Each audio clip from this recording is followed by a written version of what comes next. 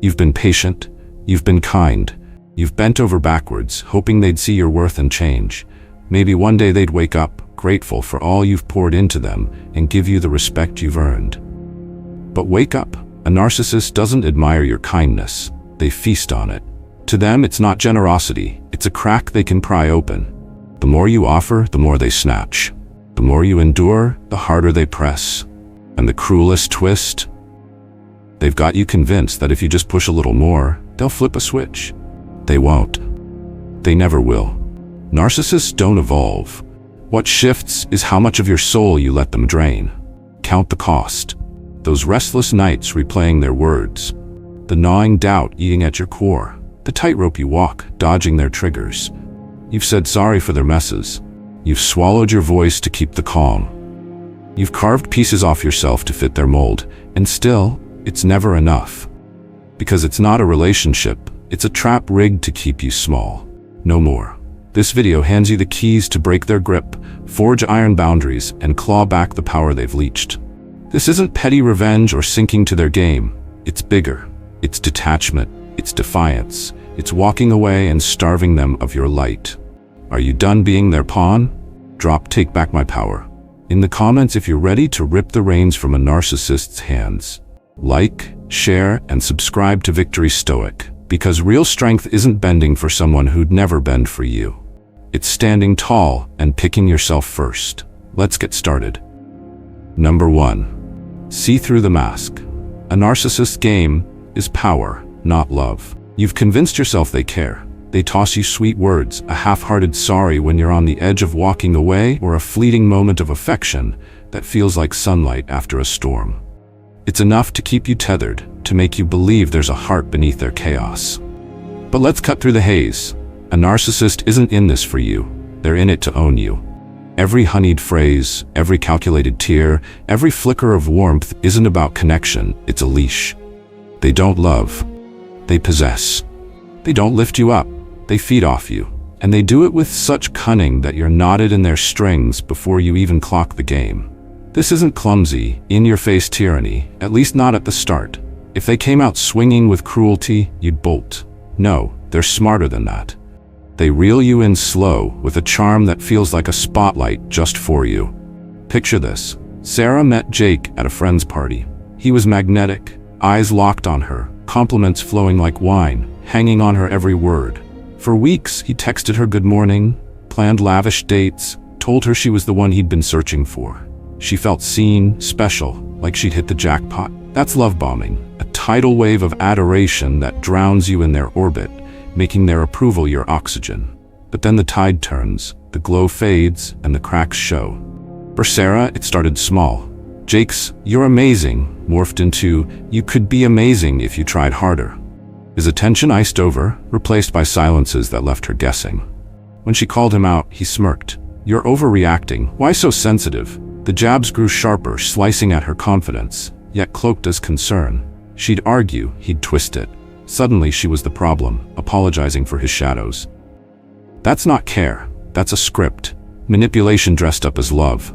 A narcissist doesn't want you thriving. They want you tethered. Your happiness isn't the goal. Your dependence is. They crave the power of keeping you off balance, dangling affection one day, snatching it back the next. They'll gaslight you into doubting your own mind, flip blame so you're the villain, and set you spinning to earn a nod they'll never fully give. Think of Sarah again. Jake would vanish for days, then reappear with a bouquet and a grin, just enough to pull her back. She'd chase his "maybe next time" promises, exhausting herself to prove she was enough, while he sat back, smug in his control. It's a loop, a hamster wheel built to keep you running, never winning. So how do you snap the chains? First, quit excusing them. If someone's words and deeds leave you hollow, it's not a mix-up. It's a move. Stop swallowing their "I didn't mean it" when the sting says otherwise. Second, lean on what you see, not what they swear. Narcissists are poets of promises. Jake swore he'd change every time Sarah's bags were half-packed, but patterns don't lie, people do. Third, rip out their hook. Stop craving their thumbs up. The day Sarah told herself Jake's opinion didn't define her, his grip slipped. She walked, and he flailed, because without her need, he had nothing. A narcissist doesn't need you. They need your strings to pull. They're not here for your heart, they're here for your surrender. Winning isn't about outsmarting them at their board, it's about kicking it over and stepping off. Sarah did. She's not looking back. Are you ready to ditch the game and claim what's yours? Let's keep going. Number 2, they weaponize your kindness against you. How a narcissist turns your empathy into chains. A narcissist doesn't break you with fists or screams. That would be too obvious, too easy to recognize. Instead, they use something much more insidious, your own kindness, your own empathy, your own sense of decency. They don't control you by force. They make you willingly hand over your freedom, convinced that you owe it to them. They play the victim, twist your guilt and manipulate your loyalty, all while making you believe that being a good person means sacrificing yourself for them. But let's be brutally honest, kindness should never cost you your self-respect. The trap of emotional blackmail. Imagine this. You're dating someone who in the beginning showers you with affection. They tell you they've never felt this way before, that you're special, different, the one person who truly understands them. But then slowly things start to shift. They begin to demand more and more of your time, your energy, your patience. And when you push back even slightly, the manipulation begins. After everything I've done for you, you're really going to act like this? I guess I was wrong about you. I thought you actually cared. I knew you'd leave me like everyone else. Now you feel guilty. Now you feel like proving them wrong. So you give in. You sacrifice your own needs, your own boundaries, because they've made you believe that if you don't, it means you're selfish, heartless, ungrateful. This is how they win. Not by demanding, but by making you feel like denying them is cruel. A narcissist's favorite weapon, your guilt. The worst part? They don't even have to ask for things outright. They've conditioned you so well that you anticipate their disappointment before they even say a word. You start prioritizing their happiness over your own without being asked. You cancel plans with friends because you know they'll sulk. You walk on eggshells to avoid setting them off. You give and give, but it's never enough because they don't want balance, they want dominance. And here's where it gets dark. They never feel guilty for what they put you through. They don't lose sleep over your exhaustion. They don't second-guess making you feel responsible for their emotions, because in their mind they're entitled to your kindness. You exist to serve them, and if you stop, you're the villain. The Stoic truth: you owe them nothing. Seneca once wrote, "He who gives only because he cannot refuse is not generous, but enslaved." Let that sink in. If your kindness is forced, manipulated, or taken for granted, it is not kindness, it is servitude. A narcissist doesn't want your love, they want your obedience. They don't value your empathy, they exploit it. And they count on the fact that you will always be too kind, too understanding, too afraid of hurting them to ever walk away. How to break free from their emotional grip. 1. Recognize the guilt trap. Any relationship that makes you feel obligated to sacrifice your well-being is not love, it's control. 2. Remind yourself, you are not responsible for their emotions. They will cry, rage, guilt trip, and play the victim. But that is their burden, not yours. 3. Stop apologizing for having boundaries. If they can't handle your no, that's their problem, not yours. A narcissist only has power over you if you let them define your kindness as a debt to be repaid instead of a gift to be given freely. The moment you stop letting them twist your empathy into chains, they lose everything. So the question is, are you ready to stop carrying the weight of someone who was never willing to carry you? Now let's explore why being kind to a narcissist is a mistake. Number 3, they make you emotionally dependent. The roller coaster you didn't sign up for. You ever see a cat play with a half-dead mouse? It doesn't kill it immediately. That would be too quick, too final. Instead, it lets the mouse run a few inches, lets it think it has a chance, then snatches it back just before escape. Over and over until the poor thing is too exhausted to fight anymore. That's exactly how a narcissist treats you. At first, they make you feel like the luckiest person in the world. They shower you with compliments, attention, affection, so much that it almost feels unreal. And that's because it is unreal. It's an investment. They're not giving because they love you, they're setting up your addiction. The moment you start to trust it, to rely on it, they begin to pull away. Just a little at first, canceling plans, being distant, throwing in an unexpected insult wrapped in a joke. Suddenly, you find yourself trying harder. You wonder what you did wrong. And then, just when you start to think they're slipping away for good, they come back, sweet again, loving again. A text that says, "I miss you," after 3 days of ignoring you. A compliment after weeks of tearing you down. You feel relief, you feel hope.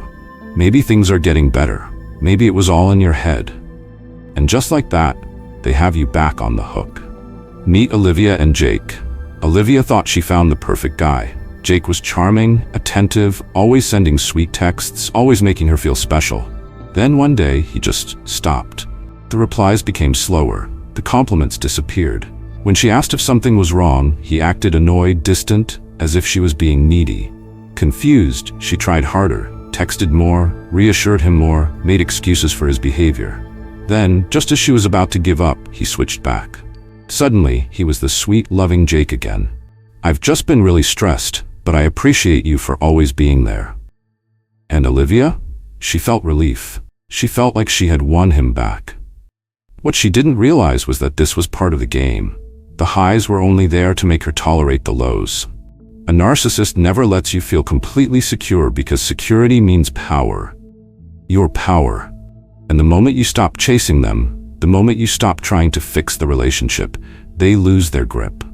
That's why they keep the cycle going. They know exactly when to reward and when to punish, when to love bomb and when to withdraw, when to lift you up just enough to keep you from walking away. Seneca once wrote, "He who has much to hope and nothing to fear is in the hands of another." A narcissist keeps you hoping for change, for the return of the person they pretended to be, and they keep you fearing that if you stop trying, you'll lose everything. But here's the truth. You are not losing a soulmate. You are escaping a trap. So how do you break free? Recognize the cycle. If someone only loves you in doses, that's not love. That's control. Stop chasing their approval. The moment you stop reacting, the game falls apart. Ask yourself, are the good moments worth the price you're paying? If you have to suffer just to experience affection, is it really affection at all? Olivia finally saw through it. One day, Jake pulled away, and instead of panicking, she did nothing. No extra texts, no desperate attempts to fix things. And what happened? He spiraled, tried to win her back, and when she didn't bite, he moved on to his next victim. Because without control, without the game, he was nothing. A narcissist doesn't want love. They want dominance. The only way to win? Stop playing. Number 4. They don't appreciate kindness. They exploit it. You think kindness will change them. That if you're patient enough, understanding enough, forgiving enough, they'll finally see your worth. But here's the truth. A narcissist doesn't see kindness as something to be valued. They see it as something to be used. You give them respect, they take it as submission. You compromise, they see it as weakness. You go out of your way to accommodate them, and suddenly, accommodating them is your job. The more you give, the less they respect you. The more you tolerate, the more they push. You think you're showing them love, but what you're actually doing is teaching them that they can do whatever they want without consequences. Let's talk about Chris and Emma. Chris was the guy who always put Emma first. If she needed him, he dropped everything. If she was in a bad mood, he tiptoed around her emotions. If she was upset, he apologized, even when he did nothing wrong. He thought this made him a good partner. Emma, she thought it made him easy to manipulate. At first, she acted grateful. But over time, she started testing the limits, canceling plans last minute, ignoring his texts, then blaming him for not being supportive, criticizing him, then gaslighting him into thinking he was overreacting. And Chris? He tried even harder, thinking that if he just proved himself, she would finally treat him the way he deserved. But that day never came, because it was never going to. Emma didn't respect him. She only respected what she could take from him. Marcus Aurelius once wrote, "The more we value ourselves, the less we need others to." A narcissist will never wake up one day and decide to cherish you. You have to cherish yourself enough to stop tolerating disrespect. So how do you stop being used? First, set boundaries and keep them. If someone consistently disrespects you, walk away. Second, stop rewarding bad behavior. If they disappear and come back expecting kindness, don't give it. Third, remember that real love is mutual. If your kindness is a one-way street, it's not love, it's servitude. Chris kept bending, hoping Emma would appreciate him. But the moment he stopped, the moment he put himself first, she lost interest, because without control, without advantage, he was no longer useful to her.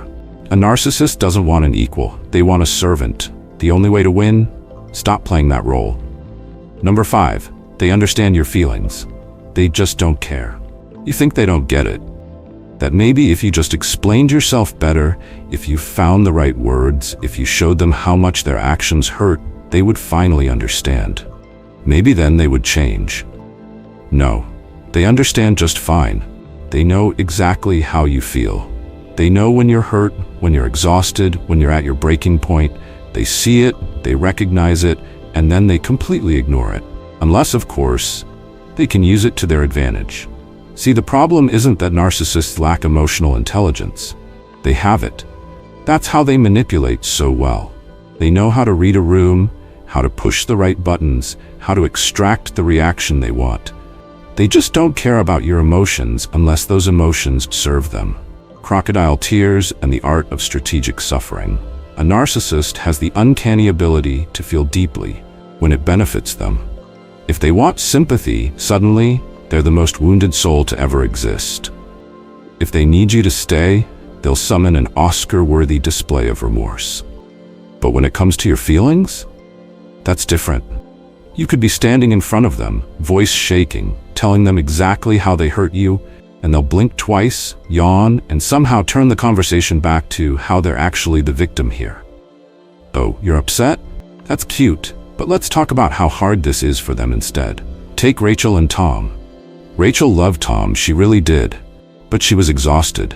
Every argument ended the same way, with her apologizing, even when she wasn't the one who did anything wrong. If she expressed hurt, Tom would sigh deeply, shake his head, and say something like, "Wow, I can't believe you would say that to me after everything I've been through." Suddenly, she wasn't upset at Tom anymore. She was reassuring him. And just like that, he had successfully flipped the script. Tom didn't misunderstand Rachel's feelings. He restructured the conversation to make her emotions irrelevant.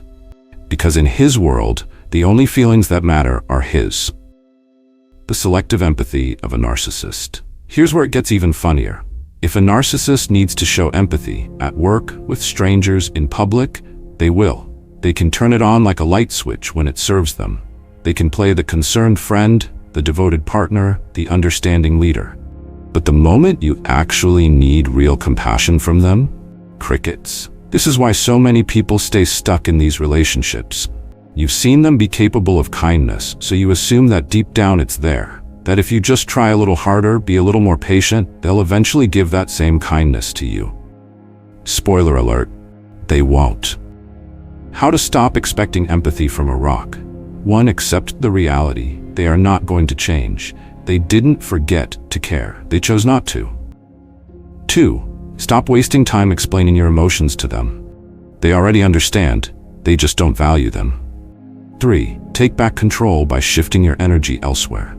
You could spend years begging a narcissist to care, or you could stop feeding into their game and focus on people who actually give a damn. Rachel spent years thinking if she just proved her pain enough, Tom would finally see. The moment she realized he already saw, he just didn't care, was the moment she walked away. A narcissist doesn't need more explanations. They don't need more chances. They need an audience, and the only way to win is to stop giving them one. Number 6. Kindness won't make them treat you better. It will make them take more. You want to believe that if you just show enough love, enough patience, enough understanding, they'll finally appreciate you. That one day, they'll wake up and realize how much you've given. That they'll change, because surely at some point, they must see how much effort you've put in. No, they won't. They see it already. They know exactly how much you sacrifice for them. They're counting on it. You think your kindness is building something, trust, respect, a foundation for a better future. But to them, it's just proof that you're willing to tolerate more. The more you give, the more they expect. The more you forgive, the more they push. Every time you think you're winning them over, all you're really doing is showing them how much they can get away with. A narcissist doesn't suddenly decide to treat you well just because you've been good to them. In their world, kindness isn't something to be repaid, it's something to be exploited. You're not showing love, you're showing compliance. Take David and Lisa. David was the kind of guy who always gave people the benefit of the doubt. Lisa, on the other hand, was the kind of person who saw generosity as an open invitation to take as much as possible. When she forgot his birthday, he brushed it off. When she canceled plans last minute, he was understanding. When she made fun of him in front of their friends, he laughed it off, thinking she didn't really mean it. Every time she disrespected him, he swallowed it, thinking that if he just kept being the bigger person, eventually she'd realize his worth. Lisa never realized his worth.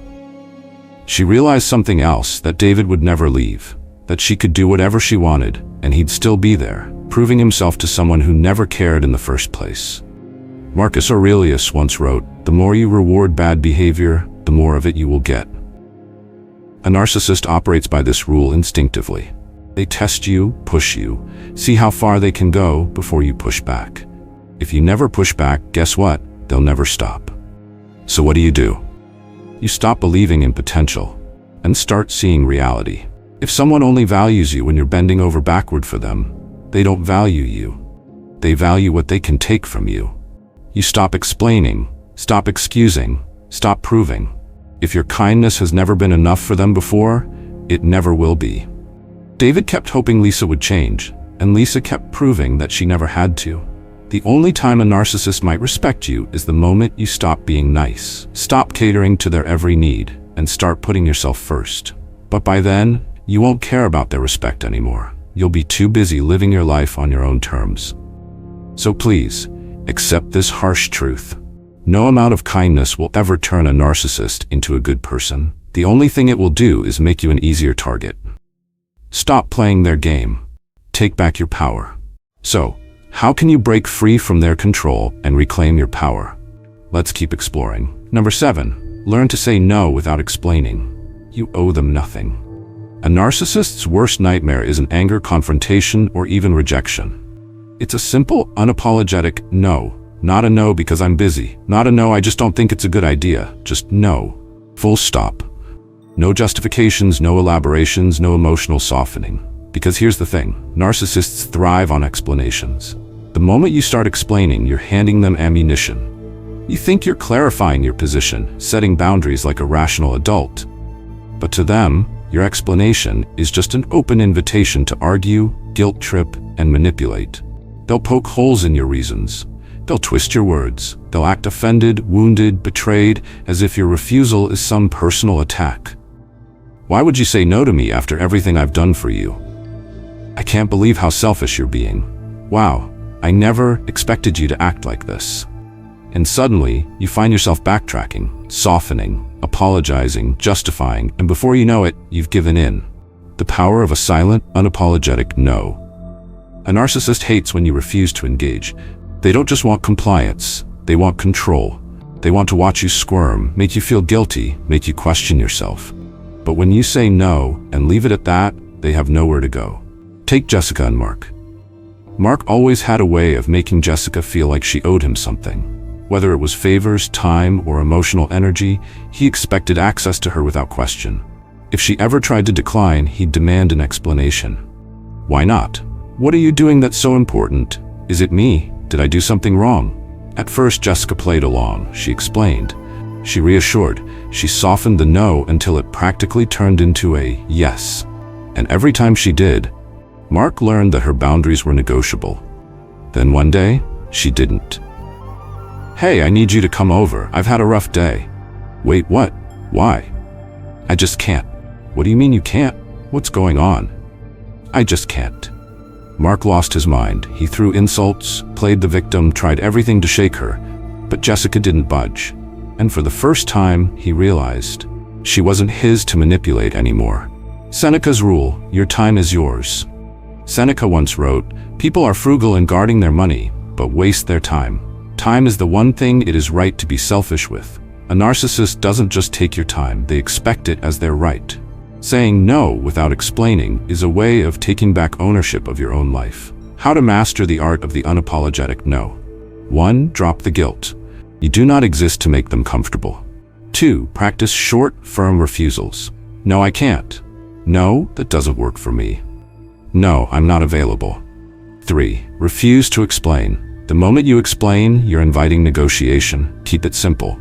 Jessica learned the secret. A narcissist can't manipulate a conversation you refuse to have.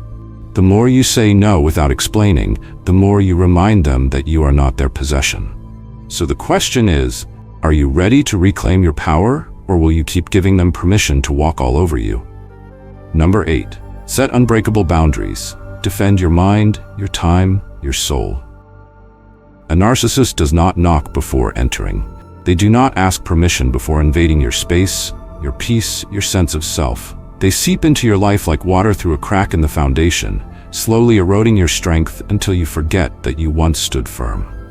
They test your limits, inch by inch, until your world belongs to them. Your thoughts revolve around them. Your emotions are dictated by them. Your time is stolen by their endless demands. And the worst part? You let it happen, thinking that being accommodating, being patient, being good will somehow make them respect you. But they never will. Because a narcissist doesn't respect kindness, they respect walls. And the only way to stop them from consuming you is to build a fortress so high, so impenetrable, that they can no longer touch you. Setting boundaries with a narcissist is not gentle work. It is war. Not a war of violence, but a war of will. Every time you say no, every time you refuse to engage, every time you deny them access to your mind, they will push harder. They will cry, rage, guilt trip, gaslight, spin stories of betrayal. Because the moment they lose control over you, they lose everything. They will remind you of all the times they needed you, all the sacrifices they made, all the ways you are disappointing them by putting yourself first. They will claw at your resolve, desperate to break you. And this is where most people fall. At the first sign of resistance, they waver. They think, maybe I'm being too harsh. Maybe I should explain. Maybe I owe them one last chance. No, you owe them nothing. Take Ethan and Sarah. Ethan was raised to believe that love meant giving endlessly. So when Sarah ignored his boundaries, demanded his time, drained his energy, he bent. Every time she crossed a line, he erased it and drew a new one, softer, weaker, easier for her to step over. And she did again and again until there were no lines left. Until one day he looked in the mirror and didn't recognize the person staring back at him. He was exhausted, hollowed out, a shell of the man he once was. And Sarah? She wasn't satisfied, because a narcissist is never satisfied. Then there was Daniel. Daniel learned the hardest lesson of all. You do not set boundaries to teach a narcissist respect. You set them to teach yourself self-respect. When he said no, he meant it. When Sarah tried to manipulate, he walked away. When she raged, he stayed silent. And in the end, she left, not because she didn't care, but because he was no longer useful to her. And Daniel? He was finally free. Marcus Aurelius once wrote, "If you do not master yourself, you will be mastered by others." A narcissist will take everything if you let them. They will strip you of your confidence, your freedom, your very identity. The only thing standing between you and their control is your ability to say no more. So set your boundaries and hold them like an unshakable fortress. Expect them to retaliate, to rage, to manipulate, but do not bend. Because the moment you let them breach the gate, they will burn the whole kingdom down. Stand firm or be ruled. The choice is yours. Number 9. Don't react. Observe. Let them burn in their own fire. A narcissist feeds on your reaction. They poke, prod, and provoke, waiting for you to explode, to defend yourself, to justify, to break. They thrive on your anger, your frustration, your tears, because the moment you react, they win. Not because they proved you wrong, but because they pulled you into their chaos. You became part of their performance, an actor in their never-ending play of manipulation and control. They push your buttons and watch with satisfaction as you lose control. Because now, you look like the problem. Now they get to play the victim, the calm one, the misunderstood soul who was simply trying to communicate while you overreacted. Now they have proof to show others. See, I told you they were unstable. It was never about the argument. It was never about the issue. It was always about control. The trap of emotional reactivity. You've seen it before.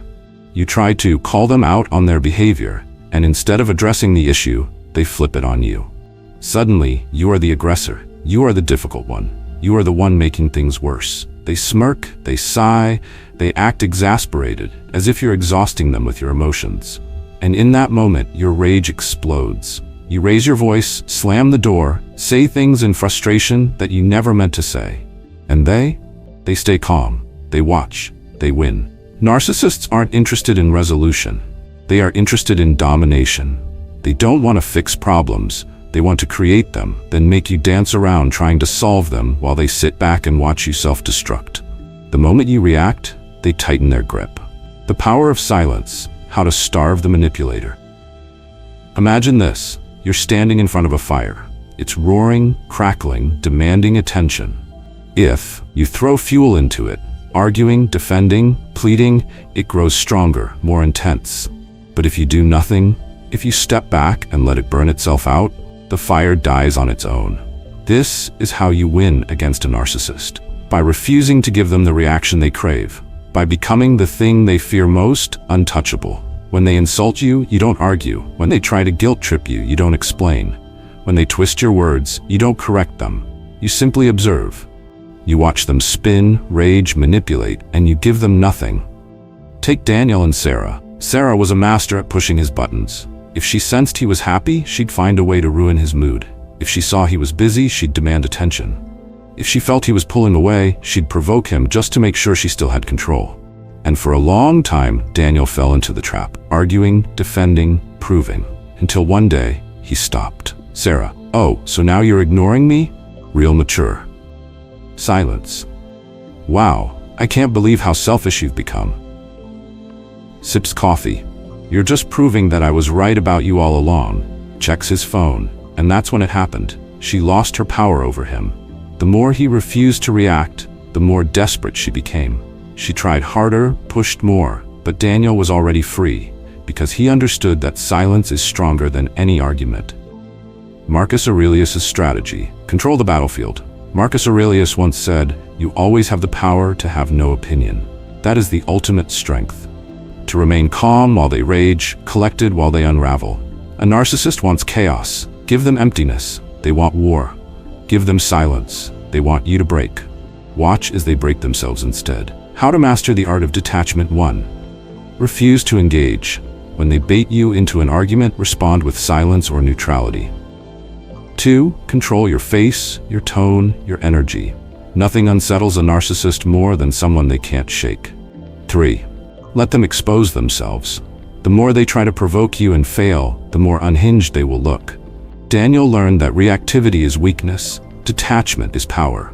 When you stop giving them fuel, their fire will burn itself out. So the next time they try to drag you into their chaos, don't fight, don't argue, don't react. Step back, stay still, and watch them lose control of their own game. Number 10. Focus on the truth, not the story they create. You are not a character in their fiction. A narcissist is not just a manipulator. They are a storyteller, a master of narrative. They don't just twist reality, they rewrite it.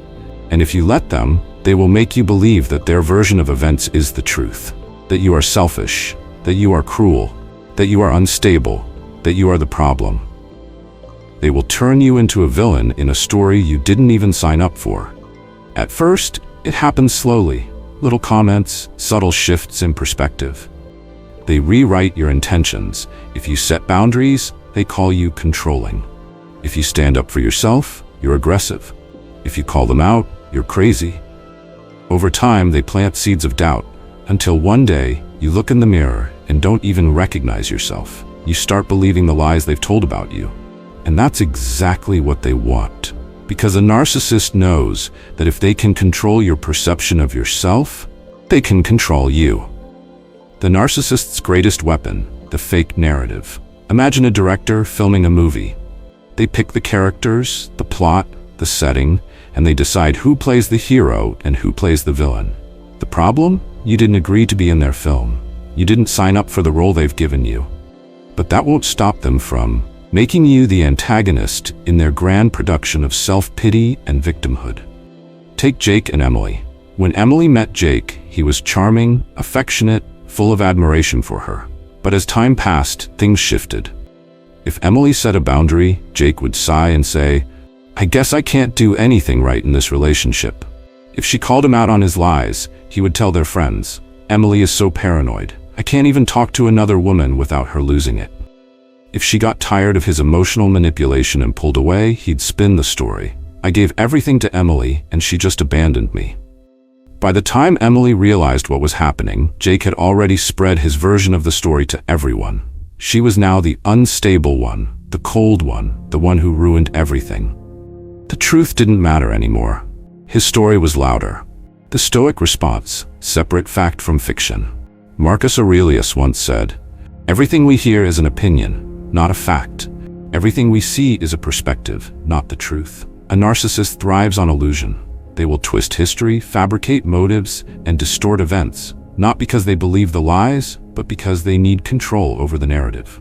The only way to fight back? Detach from their story and cling to the truth. How to break free from their false reality. 1. Anchor yourself in facts, not emotions. A narcissist will try to make you feel guilty, feel ashamed, feel small. But feelings are not proof. Keep records, trust actions over words, and remind yourself of what actually happened. Refuse to play the character they created for you. If they paint you as the villain, let them. You don't need to clear your name in a story that was never real to begin with. 3. Stop defending yourself to people who believe their lies. The truth does not need constant explanation. Those who are willing to believe a narcissist's version of events without questioning it were never on your side to begin with. Emily wasted time trying to prove that she wasn't what Jake said she was. But in the end, she realized something powerful. She didn't need to fight a battle that only existed in his mind. A narcissist can rewrite the story, but you are not obligated to live inside their fiction. Step out of their script, walk away from their production, and reclaim the only thing that matters, your truth. Closing, take back your power. Walk away and never look back. You will never win against a narcissist by being kind, patient, or understanding. They do not see your empathy as a virtue, they see it as an opportunity. The more you try to prove your worth to them, the more they take. The more you explain yourself, the more they twist your words. The more you seek fairness, the more they ensure you never get it. Because this was never about fairness. It was never about love. It was never about mutual respect. It was about control.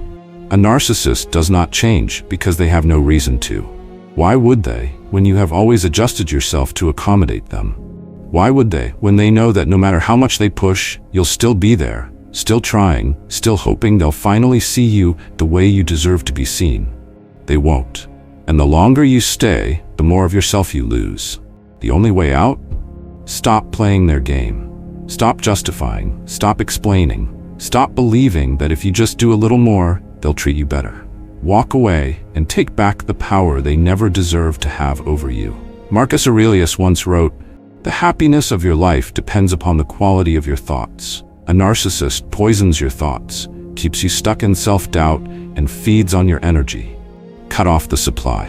Reclaim your mind. Protect your peace. You have a choice. You can continue to let them manipulate your emotions, keep you trapped in their web, and dictate how you see yourself. Or you can take back your life, set boundaries that cannot be broken, and finally be free. Which will you choose? Comment, "Take back my power," if you're ready to stop seeking approval from those who will never give it. Like, share, and subscribe to Victory Stoic, because real strength isn't found in pleasing a narcissist. It's found in choosing yourself.